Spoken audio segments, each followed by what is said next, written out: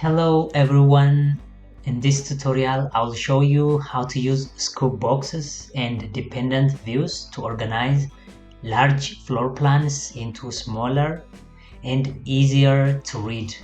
So here, let's say we have something like this floor plan. Sometimes it might not be convenient to put this large floor plan into a one sheet, so I want to create some parts. So to do that easily, I want to create dependent views. Whenever any changes applied to the main one, it will show up into the other. We want to create 4 dependent views. So here, I want to create scope boxes. To do that, go to View tab, scope box, then draw scope box around any area we want to do so. Let's say this one as scope box 1.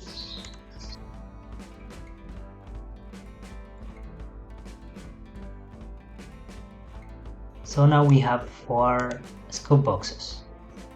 So we need to go to each dependent views, and for the scope box here, let's open, and for the scope box here I want to assign on this properties panel for scope box.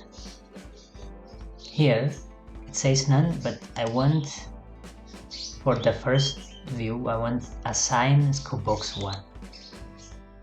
So it's gonna be created something like this.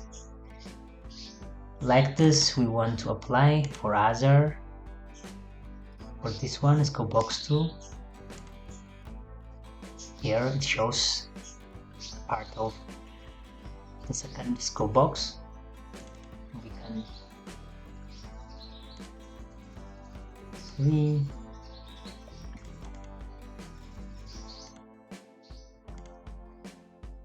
So in this way we have 4 parts for one master plan.